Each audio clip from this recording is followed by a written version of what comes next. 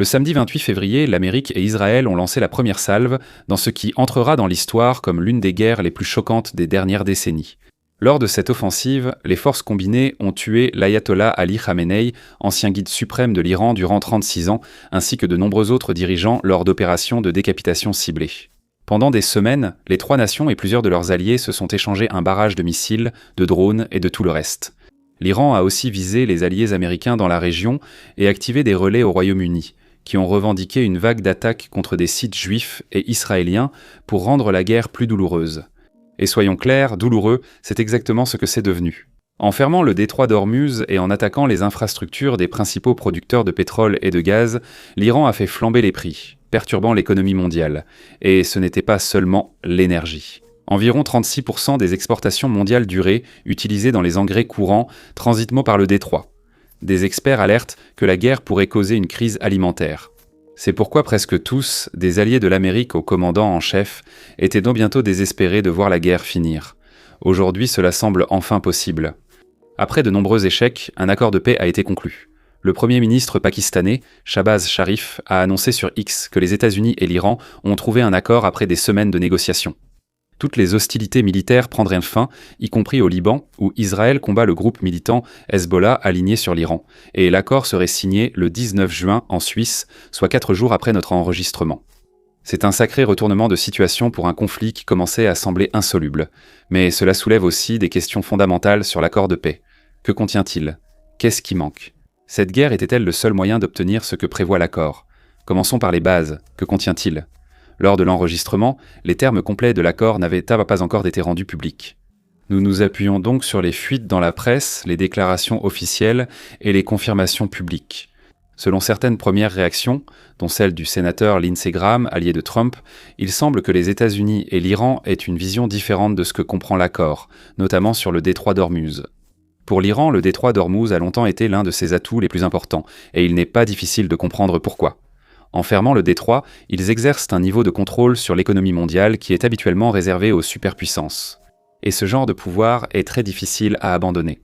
En fait, certains observateurs ont commencé à comparer le détroit d'Ormuz aux autres leviers majeurs qu'utilise l'Iran pour projeter sa puissance à travers le Moyen-Orient, son réseau de groupes alliés, ses systèmes de missiles et de drones, et la menace de développer une arme nucléaire. Pendant la guerre, l'Iran a imposé des péages de 1,5 à 2 millions de dollars par navire passant par le détroit, et voulait les maintenir.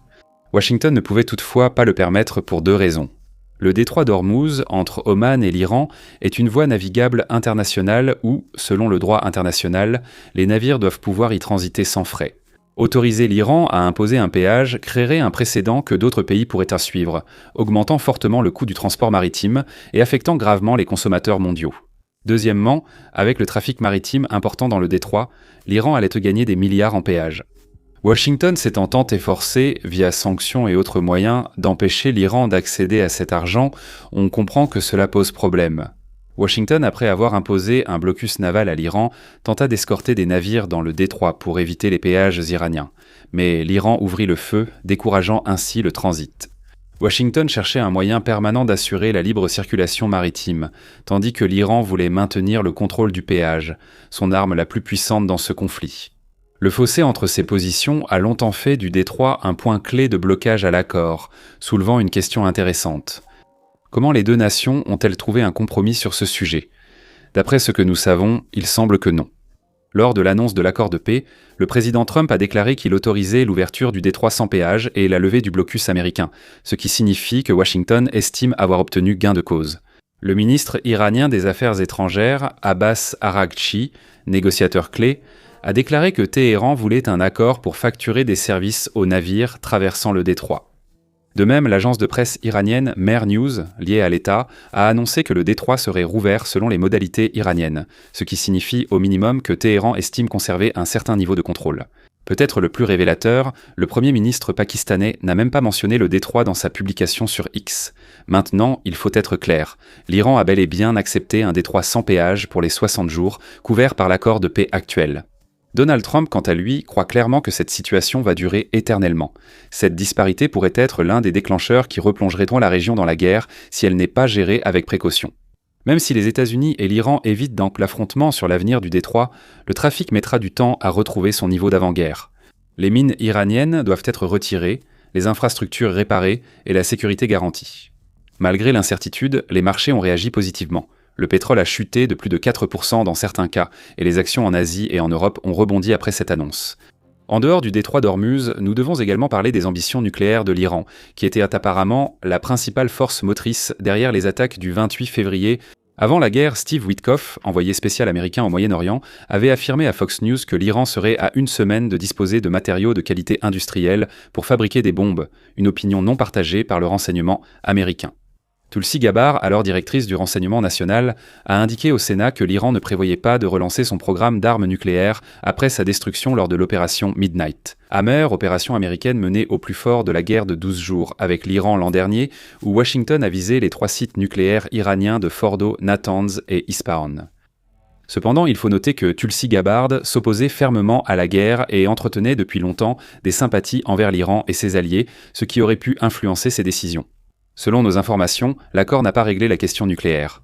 De hauts responsables pakistanais ont dit à la Associated Press que les négociations sur le nucléaire se poursuivraient pendant 60 jours. Le président Trump a déclaré dimanche au Wall Street Journal que l'accord prévoit que l'Iran s'engage à ne pas obtenir d'armes nucléaires et que les États-Unis recevront l'uranium enrichi iranien dans 1 ou 2 mois.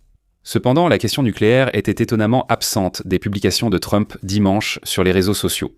Le vice-président J.D. Vance, qui avait été l'un des principaux négociateurs du côté américain, a déclaré dimanche à Fox News que le fait que l'Iran ne possède jamais d'armes nucléaires était intégré à l'accord et que les États-Unis seraient en mesure de vérifier le respect de celui-ci. Il n'a toutefois pas précisé si cela passerait par des inspecteurs américains en Iran ou par des mécanismes de surveillance internationaux. Les dirigeants du Royaume-Uni, de la France, de l'Allemagne et de l'Italie ont annoncé leur volonté de lever les sanctions si l'Iran prend des mesures claires et vérifiables sur son programme nucléaire, signe d'un accord proche. Toutefois, la prudence reste de mise. L'Iran affirme depuis longtemps que, comme nation souveraine, il a le droit de développer un programme nucléaire et des responsables à Téhéran ont soutenu la création d'une arme nucléaire. L'une des raisons principales pour lesquelles l'Iran n'a pas développé d'armes nucléaires est que l'ancien guide suprême, l'ayatollah Ali Khamenei, avait émis une fatwa contre cela. Une fatwa est une proclamation religieuse émise par une haute autorité islamique. Quand elle vient de quelqu'un comme Khamenei, elle influence fortement la façon dont l'Iran aborde les questions de politique, y compris la décision de fabriquer ou non une arme nucléaire. Des hauts responsables du corps des gardiens de la révolution islamique, ou le CGRI, une branche des forces armées iraniennes qui exerce un grand contrôle sur la politique et l'économie du pays, avaient exhorté Khamenei à abandonner la fatwa. Cependant, il a refusé.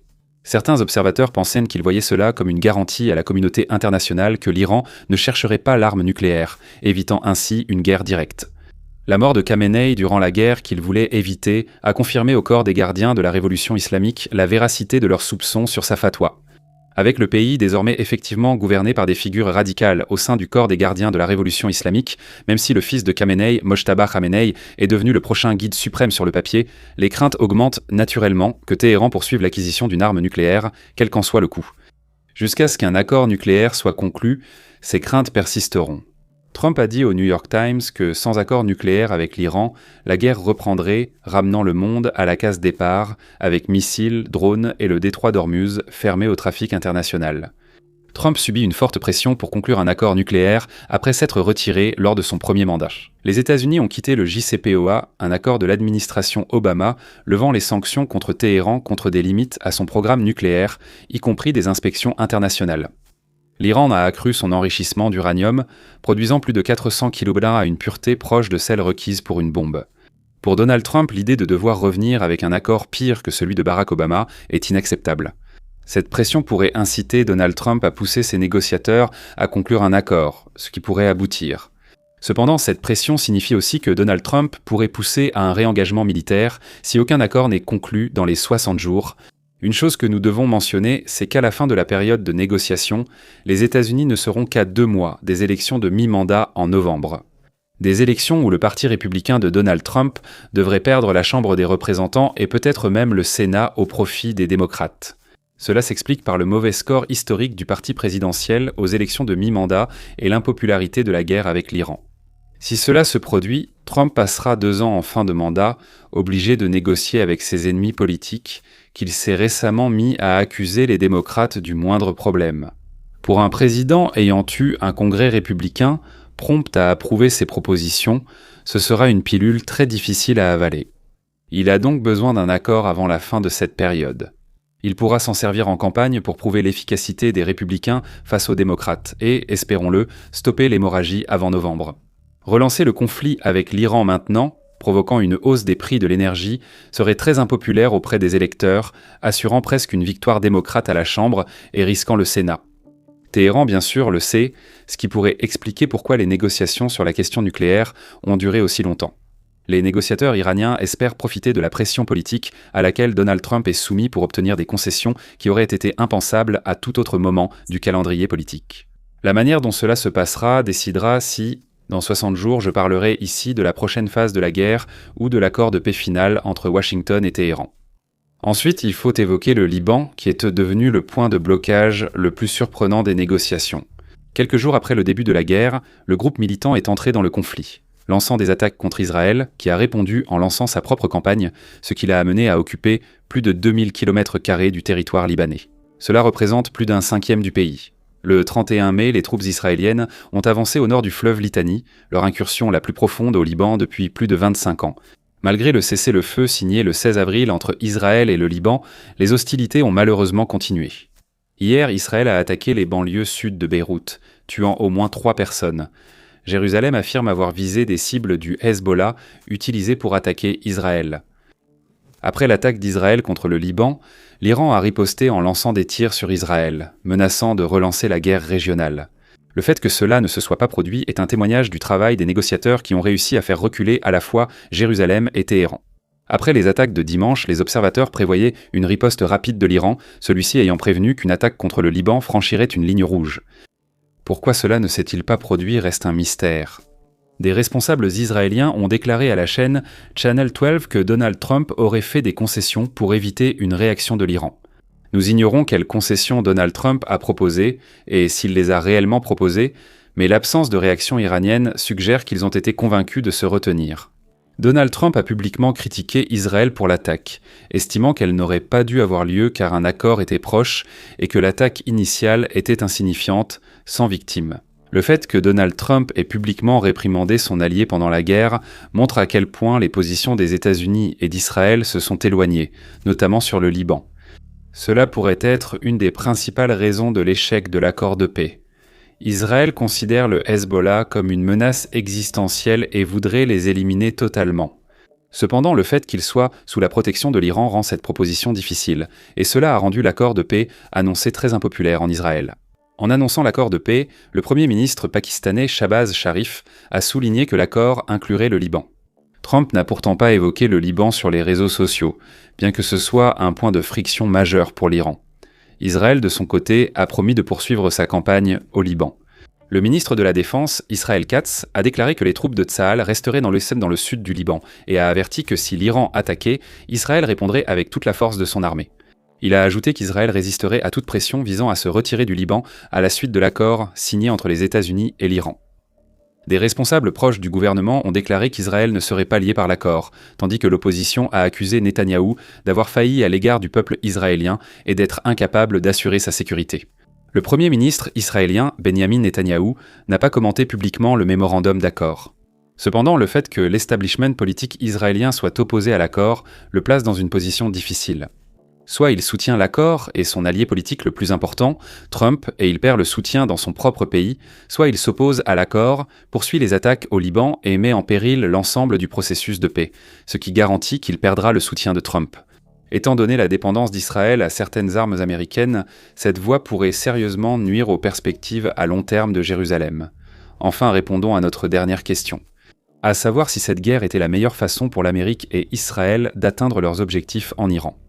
Peu avant les attaques, le ministre iranien des Affaires étrangères, négociateur entre l'Iran et les États-Unis, a déclaré sur CBS qu'un accord était proche. Il a surtout affirmé que l'Iran avait accepté de ne jamais posséder de matière nucléaire pour fabriquer une bombe et a appelé à privilégier la diplomatie. Peu après cette interview, les bombardements ont commencé. Avant la guerre, le détroit d'Ormuz était ouvert, le commerce maritime fluide et les infrastructures pétrolières intactes. La guerre a tout changé et ses effets économiques dureront des années. Selon la Banque mondiale, cette guerre fera chuter la croissance mondiale à son plus bas niveau depuis la pandémie de 2020 avec des conséquences concrètes, licenciements possibles et prix durablement élevés. Cependant, cela ne signifie pas que la guerre a été un échec total. Washington et Jérusalem ont éliminé de hauts responsables iraniens, détruit une grande partie des infrastructures et affaibli les capacités de missiles de Téhéran, cœur de leur puissance militaire. Ce genre de perte prendra des décennies à compenser.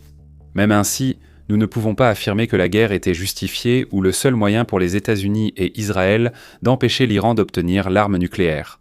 Si l'on croit le ministre iranien des Affaires étrangères, un accord empêchant l'Iran d'obtenir la bombe était à portée de main. Le protocole d'accord, présenté comme la percée diplomatique majeure entre Washington et Téhéran, ne propose pas ce type de garantie et, au mieux, ne fait que repousser le problème. Le fait que les États-Unis et l'Iran puissent ne pas parvenir à un accord sur la question nucléaire, alors même que la position intransigeante d'Israël sur le Liban signifie que la guerre pourrait reprendre à tout moment, pourrait potentiellement rendre tout cet accord de paix dénué de sens. Nous ne disons pas que cela va forcément arriver, mais l'histoire nous a appris à être prudents lorsqu'il s'agit du Moyen-Orient et des accords de paix. Donc pour l'instant, nous continuerons à surveiller si l'accord tiendra ou si le conflit reprendra. Merci de nous avoir regardés.